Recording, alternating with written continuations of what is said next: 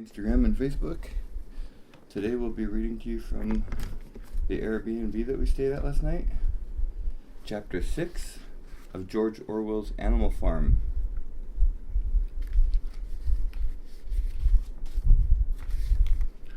All that year, the animals worked like slaves, but they were happy in their work.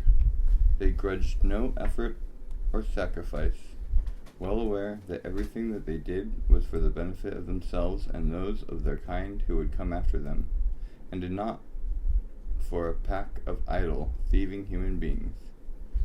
And not for a pack of idle, thieving human beings. Throughout the spring and summer, they worked a 60-hour week, and in August, Napoleon announced that there would be work on Sunday afternoons as well. This work was strictly voluntary, but any animal who absented himself from it would have his rations reduced by half. Even so, it was found necessary to leave certain tasks undone. The harvest was a little less successful than in the previous year, and 2 fields which should have been sown with roots in the early summer were not sown, because the plowing had not been completed early enough. It was possible to foresee that the coming winter would be a hard one. The windmill presented unexpected difficulties. There was a good quarry of limestone on the farm, and plenty of sand and cement had been found in one of the outhouses, so that all the materials for building were at hand. But the problem the animals could not at first solve was how to break up the stones into pieces of suitable size. There seemed to be no way of doing this except with picks and crowbars, which no animal could use because no animal could stand on his hind legs. Only after weeks of vain effort did the right idea occur to somebody, namely, to utilize the force of gravity. Huge boulders, far too big to be used as they were lying all over the bed of the quarry. The animals lashed ropes round these, and then all together, cows, horses, sheep, any animal that could lay hold of the rope, even the pigs sometimes joined in at critical moments. They dragged them with desperate slowness up the slope to the top of the quarry, where they were toppled over the edge to shatter to pieces below. Transporting the stone when it was once broken was comparatively simple. The horses carried it off in cartloads. The sheep dragged single blocks. Even Muriel and Benjamin yoked themselves into an old governess cart and did their share. By late summer, a sufficient store of stone had accumulated, and then the building began under the superintendence of the pigs. But it was a slow, laborious process. Frequently, it took a whole day of exhausting effort to drag a single boulder to the top of the quarry, and sometimes, when it was pushed over the edge, it failed to break. Nothing could have been achieved without Boxer, whose strength seemed equal to all that of the rest of the animals put together. When the boulder began to slip, and the animals cried out in despair at finding themselves dragged down the hill, it was always Boxer who strained himself against the rope and brought the boulder to a stop. To see him toiling up the slope inch by inch, his breath coming fast, the tips of his hooves clawing at the ground, and his great sides matted with sweat, filled everyone with admiration. Clover warned him sometimes to be careful not to overstrain himself, but Boxer would never listen to her. His 2 slogans, "I will work harder" and "Napoleon is always right," seemed to him a sufficient answer to all problems. He had made arrangements with the cockerel to call him 3/4 of an hour earlier in the morning instead of half an hour. And in his spare moments, of which there were not many nowadays, he would go alone to the quarry, collect a load of broken stone, and drag it down to the site of the windmill unassisted. The animals were not badly off throughout that summer, in spite of the hardness of their work. If they had no more food than they had had in Jones's day, at least they did not have less. The advantage of only having to feed themselves and not having to support 5 extravagant human beings as well, was so great that it would have taken a lot of failures to outweigh it. And in many ways, the animal method of doing things was more efficient and saved labor. Such jobs as weeding, for instance, could be done with a thoroughness impossible to human beings. And again, since no animal now stole, it was unnecessary to fence off pasture from arable land, which saved a lot of labor on the upkeep of hedges and gates. Nevertheless, as the summer wore on, various unforeseen shortages began to make themselves felt. There was need of paraffin oils, nails, string, dog biscuits, and iron for the horses' shoes, none of which could be produced on the farm. Later, there would also be need for seed and artificial manure, besides various tools, and finally, the machinery for the windmill. How these were to be procured, no one was able to imagine. One Sunday morning, when the animals assembled to receive their orders, Napoleon announced that he had decided upon a new policy. From now onwards, Animal Farm would engage in trade with the neighboring farms, not, of course, for any commercial purpose, but simply in order to obtain certain materials which were urgently necessary. The needs of the windmill must override everything else, he said. He was therefore making arrangements to sell a stack of hay and part of the current year's wheat crop, and later on, if more money were needed, it would have to be made up by the sale of eggs, for which there was always a market in Willingdon. The hens, said Napoleon, should welcome this sacrifice as their own special contribution toward the building of the windmill. Once again, the animals were conscious of a vague uneasiness. Never to have any dealings with human beings, never to engage in trade, never to make use of money. Had not these been among the earliest resolutions passed at that first triumphant meeting after Jones was expelled? All the animals remembered passing such resolutions, or at least they thought that they remembered it.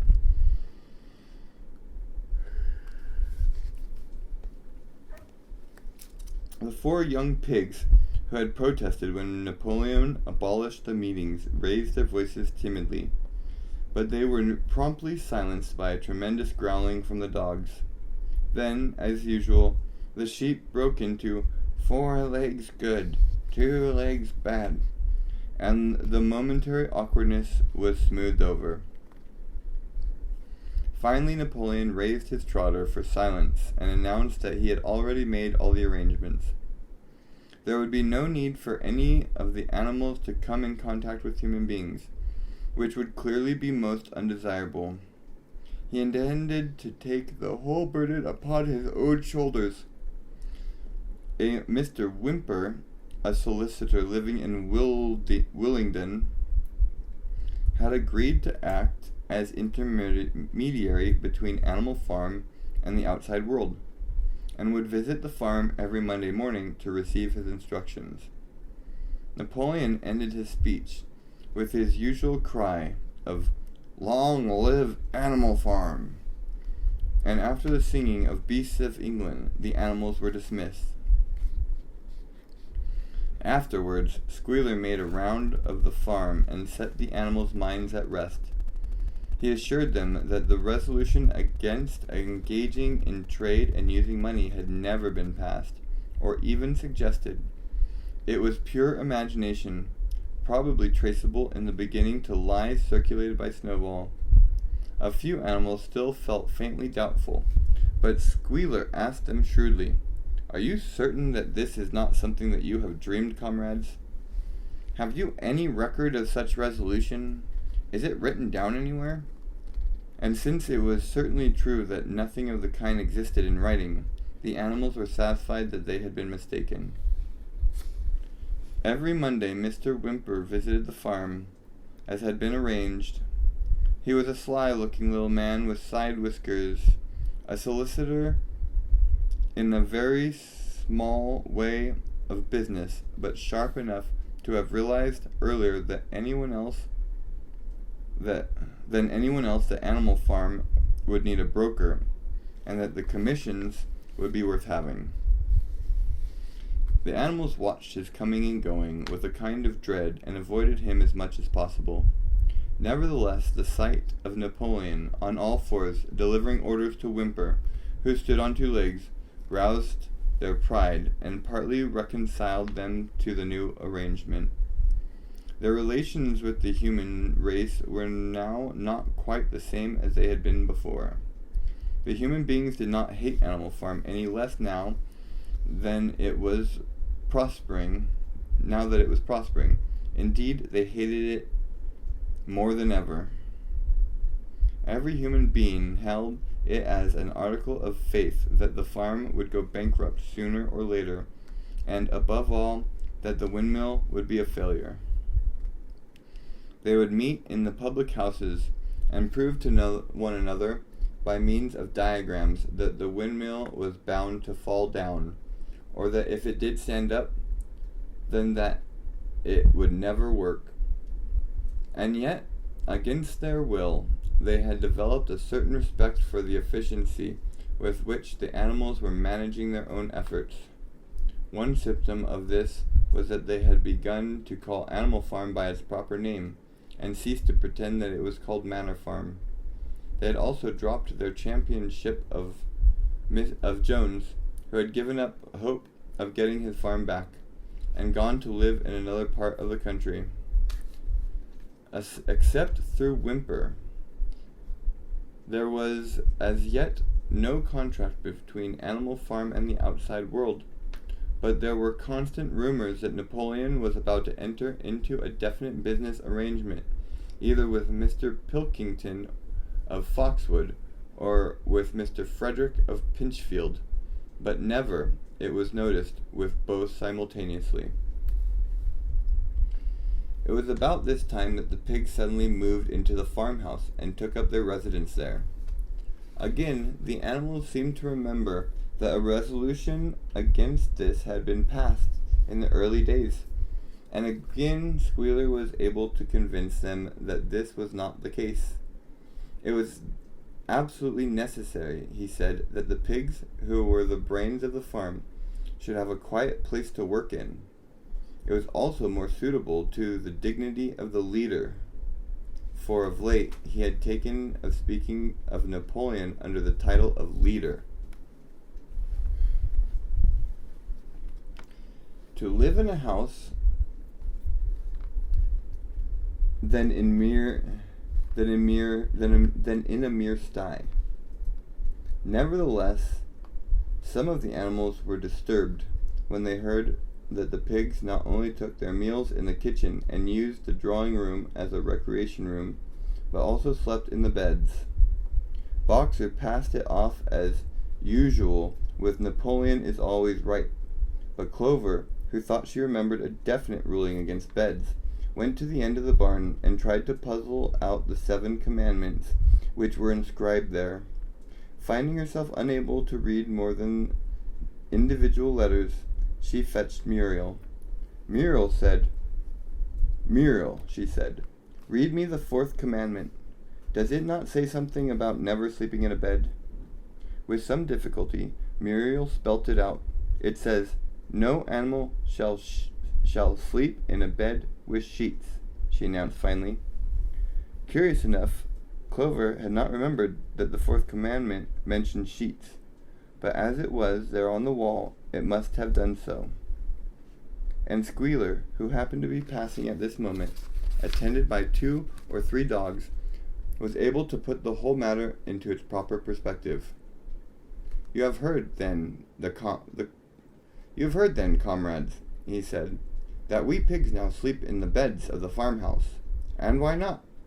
You did not suppose, surely, that there was ever a ruling against beds. A bed merely means a place to sleep in. A pile of straw in a stall is a bed, properly regarded. The rule was against sheets, which are human invention. We have removed the sheets from the farmhouse beds, and sleep between blankets, and very comfortable beds they are too. But not more comfortable than we need. I can tell you, comrades, with all the brain work we have to do nowadays, you would not rob us of our repose, would you, comrades? You would not have us too tired to carry out our duties. Surely none of you wishes to see Jones back. The animals reassured him on this point immediately, and no more was said about the pigs sleeping in the farmhouse beds. And when some days afterward it was announced that from now on the pigs would get up an hour later in the mornings than the other animals, no complaint was made about that either. By the autumn, the animals were tired but happy. They had had a hard year, and after the sale of part of the hay and corn, the stores of food for the winter were none too plentiful, but the windmill compensated for everything. It was almost half built now. After the harvest, there was a stretch of clear, dry weather, and the animals toiled harder than ever, thinking it worthwhile to plod to and fro all day with blocks of stone, if by doing so they could raise the walls another foot. Boxer would even come out at nights and work for an hour or two on his own, by the light of the harvest moon. In their spare moments, the animals would walk round and round the half-finished mill, admiring the strength and perpendicularity of its walls, and marveling that they should ever have been able to build anything so imposing. Only old Benjamin refused to grow enthusiastic about the windmill, though, as usual, he would utter nothing beyond the cryptic remark that donkeys live a long time. November came with raging south winds. Building had to stop because it was now too wet to mix the cement. Finally, there came a night when the gale was so violent that the farm buildings rocked on their foundations, and several tiles were blown off the roof of the barn. The hens woke up, squawking with terror because they had all dreamed simultaneously of hearing a gun go off in the distance. In the morning, the animals came out of their stalls to find that the flagstaff had blown down and an elm tree at the foot of the orchard had been plucked up like a radish. They had just noticed this when a cry of despair broke from every animal's throat. A terrible sight had met their eyes. The windmill was in ruins. With one accord they dashed down to the spot. Napoleon, who seldom moved out of a walk, raced ahead of them all. Yes, there it lay, the fruit of all their struggles, leveled to its foundations, the stones they had broken and carried so laboriously scattered all around. Unable at first to speak, they stood gazing mournfully at the litter of fallen stone. Napoleon paced to and fro in silence, occasionally sniffing at the ground.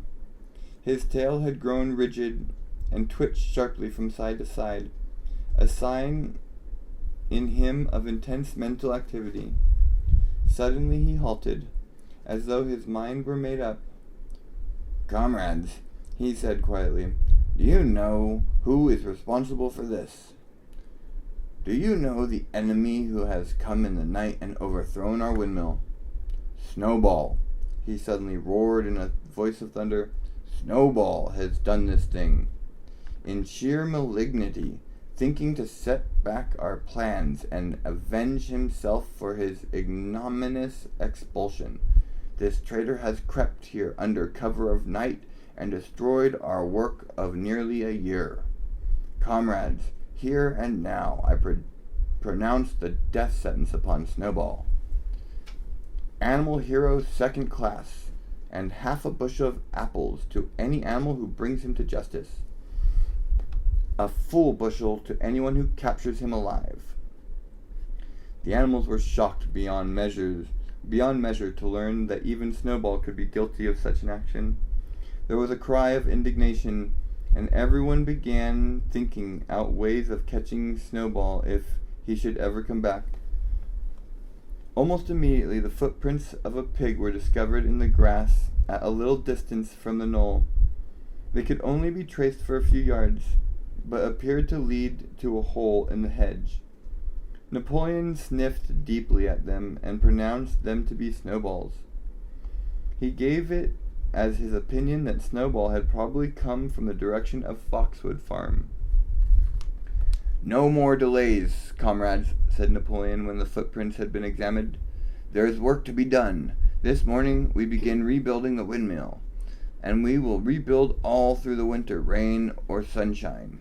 We will teach this miserable traitor that he cannot undo our work so easily. Remember, comrades, there must be no alteration in our plans. They shall be carried out to the day. Forward, comrades! Long live the windmill! Long live Animal Farm!" And that concludes Chapter 6 of Animal Farm by George Orwell, read to you from our Air B&B on the road. We're looking forward to reading the next chapter to you from our next stop. Bye-bye.